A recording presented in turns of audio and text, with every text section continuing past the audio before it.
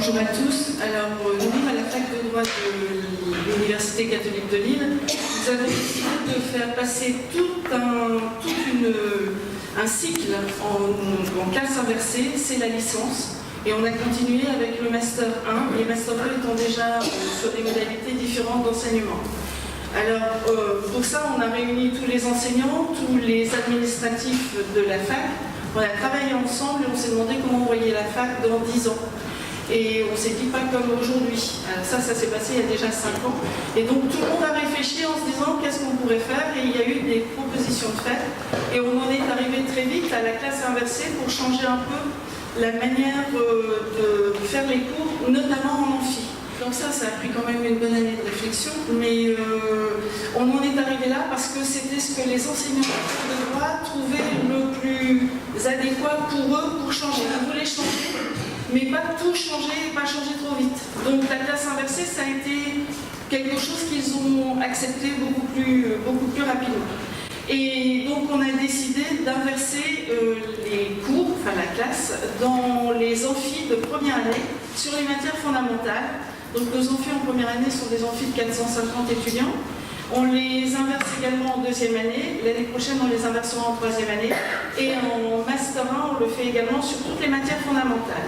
Sur les autres matières, tout ce qui est optionnel, on laisse l'enseignant choisir la manière dont il a envie d'enseigner différemment.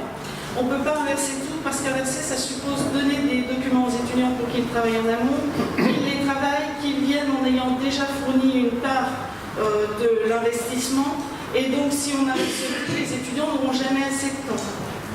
Donc, pour ça, on a d'abord travaillé sur les matières fondamentales. Les autres enseignants font des voyages apprenants, ils modifient leur manière de faire, mais pas en inversant la classe, donc pas en demandant aux étudiants de travailler en amont.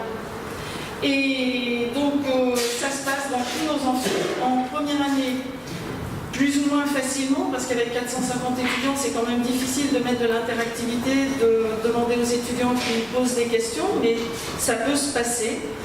Les étudiants peuvent déposer leurs questions sur un forum, sur une plateforme qu'on a qui s'appelle Moodle, qui est relativement connue. Ensuite, les étudiants déposent également des questions sur le bureau de l'enseignant.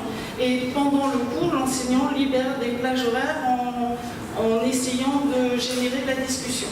En deuxième année, ça se passe également avec les forums. Les étudiants déposent leurs questions et les enseignants les utilisent.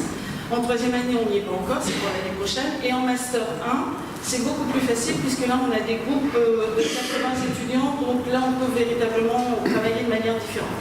On voit bien que nous sommes dans un amphi assez traditionnel, c'est même vissé au sol, comme dans beaucoup d'institutions éducatives d'enseignement supérieur. Est-ce que c'est pas un peu un tue-l'amour de l'interactivité, ça? Ah si, comme vous dites, c'est un tue-l'amour de l'interactivité, c'est une évidence, mais les étudiants peuvent poser des questions et nous, on a monté la modification de manière à ce que le début de semaine, les étudiants travaillent sur le théorique en posant des questions aux enseignants pour qu'ils puissent mettre à jour leurs informations. Et en fin de semaine, ils reprennent exactement le même thème, mais en petits groupes. Et donc là, ils n'ont que 3 heures de cours sur la journée, en fin de semaine, le jeudi et 3 heures le vendredi, où on travaille à fond la mise en application pratique des connaissances théoriques qu'ils ont eues le lundi. Et du coup, là, on peut mettre beaucoup plus d'interactivité, on peut finir de préciser les notions, on peut les faire travailler, on peut mettre en œuvre d'un point de vue pratique et méthodologique en même temps. Alors la question qui me brûle les lèvres, évidemment, c'est quel retour d'expérience et de satisfaction des étudiants d'un côté et des enseignants de l'autre? Alors, retour de satisfaction pour nous, l'année dernière, en première année, on a eu un taux de réussite à la première session de plus de 70%. C'est plus que d'habitude? Ah oui. Au mieux, on montait aux alentours de 55-60%. Là, on était à 70% de taux de réussite dès la première session. Pour les étudiants, le taux de satisfaction n'était pas génial au départ, parce qu'il faut qu'ils travaillent plus en amont. Ah, ça démarre mal. Eh oui, il faut qu'ils s'investissent plus en amont et du coup, au départ, on a quelques freins. Et puis ensuite, bien tout le monde s'est réglé. On peut donner moins de choses à lire et des choses mieux structurées, plus intéressantes. Et puis, les étudiants se sont mis au diapason. Il faut à peu près 2 à 3 semaines pour qu'ils se règlent, pour que tout le monde se règle. Et pour les enseignants, on en est à la 2e année de travail de cette manière-là. Et donc eux aussi continuent à régler leurs interventions, leurs cours, la manière dont ils vont travailler. Je pense qu'il faudra encore 1 à 2 années pour certains pour que ça puisse fonctionner correctement. C'est ce qui se passait dans les différentes facs, à Sherbrooke, à Louvain, puisqu'on travaille beaucoup avec Louvain, et puis à Lausanne, Genève, etc. On a regardé ce que les uns et les autres avaient fait, on s'en est inspiré, et puis on avance petit à petit. Quand on a un échec, ben on le reprend, on regarde pourquoi on a eu l'échec, on essaye de rebondir dessus et d'améliorer les choses. Nous, ce qu'on a constaté, c'est que les étudiants réclament le présentiel. Si on l'enlève complètement, ils ne se sentent pas bien, ils ont l'impression qu'ils ont des réponses par le biais d'un ordinateur. Donc on a maintenu le présentiel et on a ajouté la technologie, mais on n'enlève pas le présentiel parce que c'est important pour les étudiants, c'est ce qui fait le lien. Et pour l'enseignant aussi.